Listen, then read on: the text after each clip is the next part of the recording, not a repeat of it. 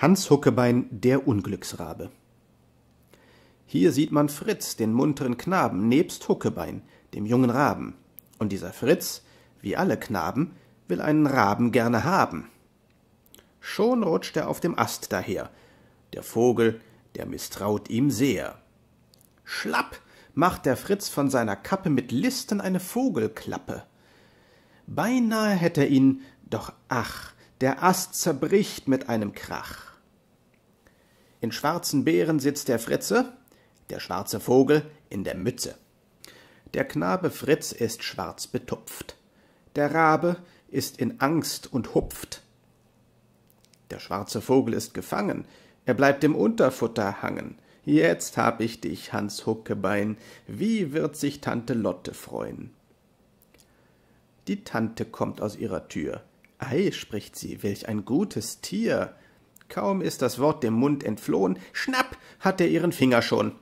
Ach, ruft sie, er ist doch nicht gut, weil er mir was zuleide tut. Hier lauert in des Topfes Höhle Hans Huckebein, die schwarze Seele. Den Knochen, den er spitz gestohlen, will dieser jetzt sich wiederholen. Sie ziehen mit Knurren und Gekrächz, der eine links, der andere rechts. Schon denkt der Spitz, dass er gewinnt, da zwickt der Rabe ihn von hint. O weh, er springt auf Spitzens Nacken, um ihm die Haare auszuzwacken. Der Spitz, der ärgert sich bereits und rupft den Raben seinerseits. Derweil springt mit dem Schinkenbein der Kater in den Topf hinein. Da sitzen sie und schauen und schauen. Dem Kater ist nicht recht zu trauen. Der Kater hackt den Spitz, der schreit. Der Rabe ist voll Freudigkeit. Schnell fasst er, weil der Topf nicht ganz, mit schlauer List den Katerschwanz. Es rollt der Topf, es krümmt voll Quale des Katers Schweif sich zur Spirale.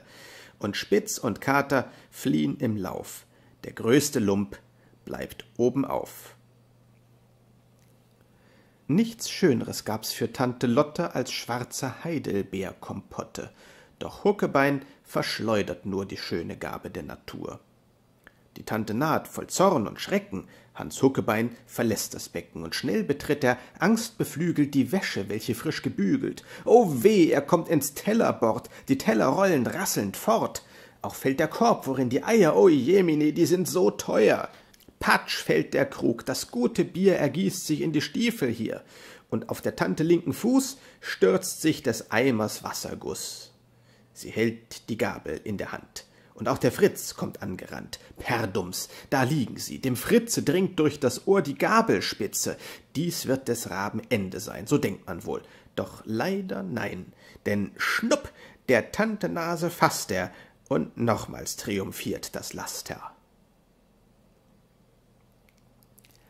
Jetzt aber naht sich das Malheur, denn dies Getränke ist Likör. Es duftet süß.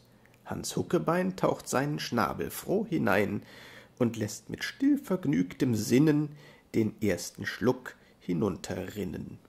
Nicht übel, und er taucht schon wieder den Schnabel in die Tiefe nieder. Er hebt das Glas und schlürft den Rest, weil er nicht gern was übrig lässt. Ei, ei, ihm wird so wunderlich, so leicht und doch absunderlich. Er krächzt mit freudigem Getön und muß auf einem Beine stehn. Der Vogel, welcher sonsten fleucht, wird hier zu einem Tier, was kreucht. Und Übermut kommt zum Beschluss, der alles ruinieren muß. Er zerrt voll roher Lust und Tücke der Tante künstliches Gestricke. Der Tisch ist glatt, der Böse taumelt, das Ende naht. Sieh da, er baumelt. Die Bosheit war sein Hauptpläsier, drum, spricht die Tante, hängt er hier.